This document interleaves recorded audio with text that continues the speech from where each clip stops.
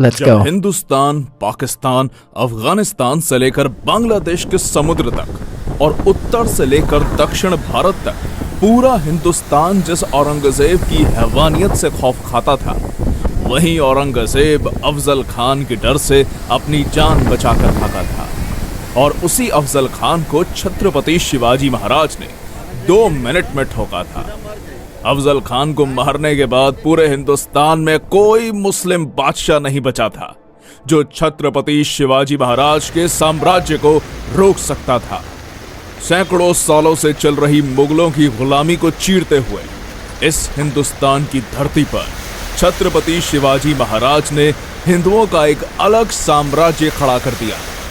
शिवाजी महाराज की ताकत का अंदाजा आप इसी से लगा सकते हैं कि जब तक छत्रपति शिवाजी महाराज जीवित रहे, तब तक औरंगजेब ने महाराष्ट्र की धरती पर अपने कदम नहीं रखे।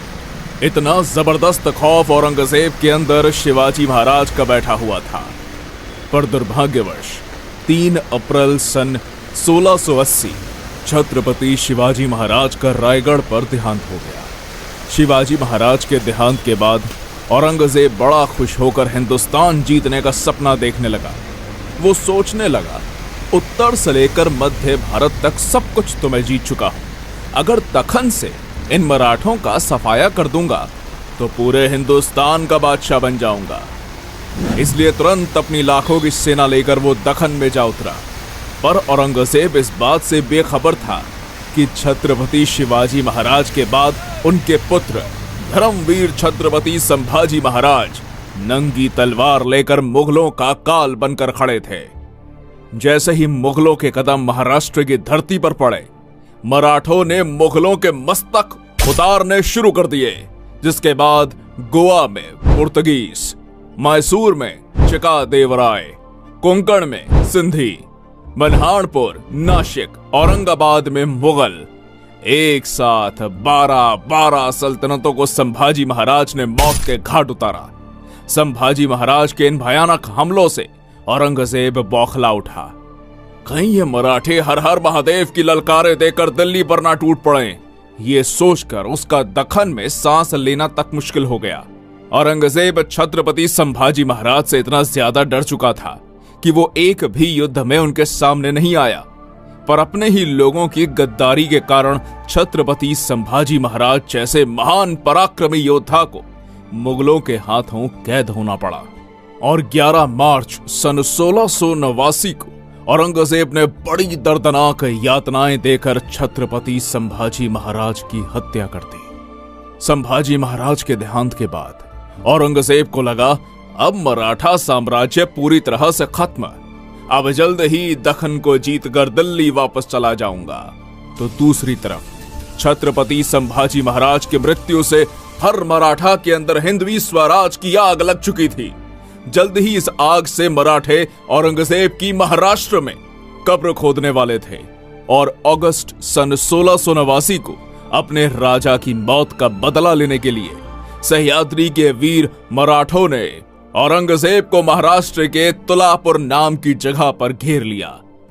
और हर हर महादेव की गूंज के साथ संताजी घोर पड़े और गिने चुने चंद मराठा सैनिकों ने औरंगजेब की लाखों की सेना पर चढ़ाई कर दी। वीर मराठा योद्धा संताजी घोरपड़े ने अपनी खूनी तलवार से मुगल सैनिकों के मुंड काट दिए। मुगल छावनी में घुसकर मराठों ने ऐसा मौत का तांडव मचाया कि हजारों मुगल सैनिकों को काटकर मौत के घाट उतार दिया। मराठों के हाथों हो रही मुगलों की ऐसी भयानक मौत देखकर औरंगजेब का दिमाग ही रास्ते से फिर गया और जान बचाने के लिए वो कायर औरंगजेब उसी क्षण युद्ध छोड़कर भाग गया। औरंगजेब का नसीब अच्छा था कि वो भागने में सफल रहा, नहीं तो मराठे उसे वहीं काटकर जिंदा जमीन में दफना देते। इस युद्ध में भले ही औरंगजेब की जान बच गई, पर पूरे हिंदुस्तान में उसकी इज्जत लुट गई। मराठे यही नहीं रुके, उन्होंने मुगल छावनी के ऊपर के 2 सोने के कलश काटकर पूरी मुगल छावनी को तबाह कर दिया। जिस औरंगजेब की क्रूरता और कट्टरता के कारण पूरे हिंदुस्तान के राजे महाराजे थर थर कांपने लगते थे, उसी औरंगजेब को मराठों की खौफनाक सेना ने दौड़ा दौड़ा के मारा। तुलापुर में हुई शर्मनाक हार से औरंगजेब पूरी तरह टूट चुका था। इसलिए मराठों से बदला लेने के लिए उसने दक्षिण भारत के सबसे ताकतवर सरदार कासिम खान को आदेश जारी किया। अब कासिम खान ने संताजी घोरपड़े को पकड़ने के लिए कर्नाटक के तलाकू गांव में एक मजबूत घेरा बनाकर मराठों का रास्ता रोक लिया। पर मराठे भी कहां रुकने वाले थे। मराठों ने कासिम खान के इस घेरे को तोड़कर और मुगलों की छाती को चीरकर कर्नाटक के तलाकू गांव में जबरदस्त मारकाट मचा दी। मराठों के अग्नि बाण मुगलों की छाती को चीरते हुए आर पार निकल रहे थे। मुगलों की मौत का यह खूनी मंजर देखकर कासिम खान की धड़कनें तेज हो गई और मराठों के डर से मुगल सेना को लेकर वो दोड्डेरी के किले में जाकर छुप गया। मराठों के पराक्रमी योद्धाओं ने दोड्डेरी के किले को चारों तरफ से घेर लिया। अब मराठा सरसेनापति संताजी घोरपड़े ने अपनी चाल चली और किले के दरवाजे को बाहर से बंद करके हजारों मुगल सैनिकों को कैद करके मार डाला।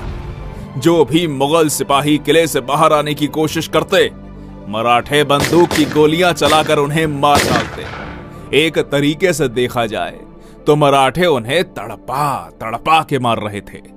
किले के अंदर खाने के लिए कुछ भी ना होने के कारण घोड़े, हाथी, कुत्ते जैसे जानवर मुगलों ने मारकर खाए। और यहां पर ध्यान देने वाली बात यह है कि जिस कासिम खान को औरंगजेब ने मराठों को मारने के लिए भेजा था, उसी कासिम ने मराठों के डर से किले के अंदर फांसी लगाकर खुदकुशी कर ली। पूरे हिंदुस्तान के इतिहास में मुगलों का ऐसा हाल कभी किसी ने नहीं किया जितना मराठों ने मुगलों का दोड्डेरी के किले में किया।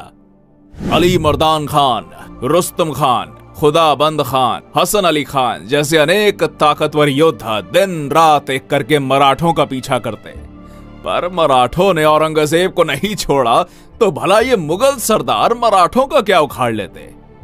उत्तर में उज्जैन से लेकर दक्षिण भारत में मछलीपट्टनम तक मराठों ने मुगल सेना को काट काट कर ऐसा कत्लेआम मचाया कि दक्खन से मुगल सल्तनत का सफाया कर दिया। इधर औरंगजेब विशालगढ़ को घेरा बनाकर बैठा था, तो उधर मराठों ने बुरहानपुर में घुसकर पूरे शहर को तबाह कर दिया। बुरहानपुर के सूबेदार बैदर बख्त और अली मर्दान खान को पकड़कर मराठों ने उनके शरीर के कपड़े छोड़कर सब कुछ लूट लिया। कहा, रोको इन काफिर मराठों को। उठते बैठते जागते सोते सब तरफ मराठे ही मराठे नजर आते। या अल्लाह, होंगे कामयाब या ऐसे ही लौटना पड़ेगा खाली हाथ। ऐसा चिल्लाते चिल्लाते औरंगजेब का महाराष्ट्र में दम घुट रहा था, पर मराठे रुकने का नाम ही नहीं ले रहे थे। ना पराजय की चिंता, ना मौत का डर। मराठे सिर्फ एक ही बात जानते, उड़ाने मुगलों के सर। अब बारी थी मुगलों के घर में घुसकर। इसलिए वीर मराठा योद्धा धनाजी जाधव ने 80,000 की मराठा फौज इकट्ठा करके 4 मार्च सन 1706 को गुजरात पर चढ़ाई कर दी। गुजरात के रतनपुर के युद्ध मैदान में धनाजी जाधव ने अपनी तलवार से ऐसा कत्लेआम मचाया कि नर्मदा की बहती धाराएं भी मुगलों के रक्त से लाल पड़ गई। इस घमासान युद्ध में जो भी मुगल सैनिक मराठों के हाथ में आते, मराठे उनकी गर्दन काटकर सीधा अल्लाह के पास पहुंचा देते। आधी से ज्यादा मुगल सेना मराठों के खूनी तलवार से कट चुकी थी। अनेक जिहादी रणभूमि छोड़कर भाग रहे थे। कुछ नर्मदा नदी में कूद गए और बाकी बची हुई मुगल सेना को मराठे घसीट कर ले गए। खुद गुजरात के सूबेदार अब्दुल हमीद खान ने मराठा सरसेनापति धनाजी जाधव के पैर पकड़ लिए। इस तरह वीर मराठा योद्धा धनाजी जाधव ने अपने शौर्य और साहस के बलबूते पर गुजरात की मुगल सल्तनत को तबाह करके गुजरात में मराठा साम्राज्य का डंका बजाया। ऐसे ही एक के बाद एक औरंगजेब को दर्दनाक जख्म देकर मराठे उसे तबाह करने पर तुले हुए थे।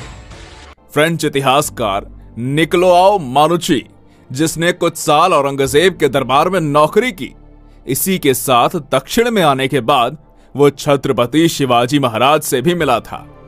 ये मानुची लिखता है, दक्खन में मराठों के खिलाफ उतरने से औरंगजेब के हर साल 1 लाख सैनिक और 3 लाख जानवर मारे जाते थे, जिसमें कुछ मराठों के हाथ, कुछ कीचड़ में डूबकर, कुछ भूख के कारण, तो कुछ नदी में बहकर।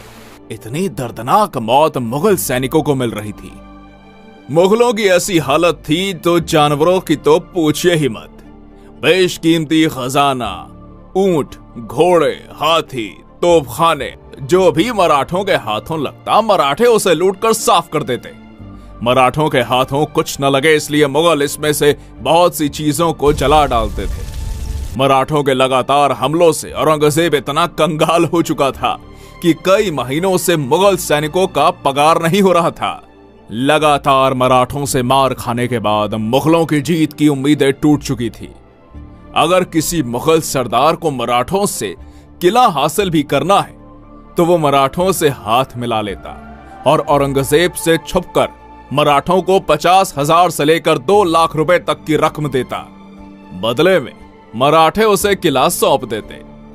एक तरीके से देखा जाए तो मराठे मुगलों को लूटकर मस्त पैसा बना रहे थे, तो दूसरी तरफ मराठों से हमने किला जीत लिया ऐसे झूठ बोलकर ये मुगल सरदार औरंगजेब को खुश कर देते, पर असल में वो उसे मूर्ख बनाते थे। इतनी बुरी अवस्था मुगल सरदारों की हो चुकी थी। इसके आगे मानोची लिखता है, औरंगजेब ने अपने पूर्वज अकबर, जहांगीर, नूरजहां ने जमाया हुआ सारा खजाना बाहर निकाला और मराठों से युद्ध करते करते खाली कर दिया। इतने पर ही वो रुका नहीं, उसने चांदी के बर्तन तक पिघला दिए। इतिहासकारों के अनुसार मराठों से लड़ते लड़ते औरंगजेब ने 40 करोड़ रुपए बर्बाद कर दिए। विशालगढ़ के युद्ध अभियान के दौरान 1.5 साल से मुगल सैनिक बिना तनख्वाह के काम कर रहे थे। वो बंगाल का सूबेदार मुर्शीद कुली खान हर साल औरंगजेब को 14 लाख रुपए टैक्स देता था। उसी में किसी तरह औरंगजेब का खाने पीने का गुजारा हो रहा था। लगातार 27 साल मराठों ने औरंगजेब को इतना घुमाया, इतना दौड़ाया कि मराठों से लड़ते लड़ते वो आखिर में बुढ़ा हो गया, परंतु हार और बर्बादी के सिवा उसे कुछ नहीं मिला। बढ़ती उम्र के साथ साथ औरंगजेब का चेहरा और भी ज्यादा भयानक हो चुका था। दांत गिर जाने से उसके गालों में गड्ढे पड़ गए थे। यदि कोई व्यक्ति जिसने औरंगजेब को पहले कभी नहीं देखा हो तो उसे अकेले में देखकर मुर्दा समझने की गलती करता था। इतना बुरा हाल उसके शरीर का हो चुका था। औरंगजेब की मौत पर रोने के लिए उसके नजदीक का कोई भी व्यक्ति जीवित नहीं बचा था। अपने बाप और भाई को तो उसने खुद ही मरवा डाला था। इसके अलावा उसकी 3 बेगमें, 2 बेटे तथा नाती पोती, बहन बेटी सभी की मृत्यु इसकी आंखों के सामने हो चुकी थी। अपने ही किए हुए पापों की शिक्षा उसे जिंदा रहते मिल चुकी थी।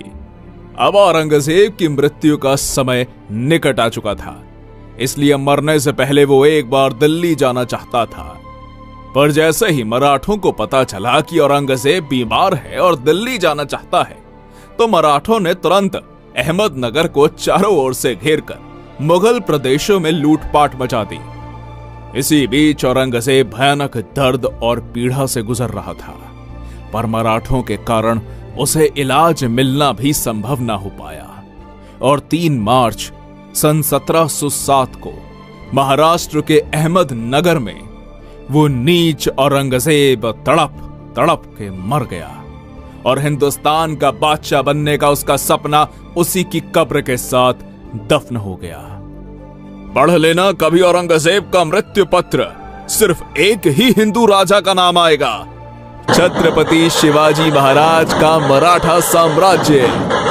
दोस्तों, इस वीडियो का टारगेट है 2000 लाइक। उम्मीद है आप जरूर पूरा करेंगे।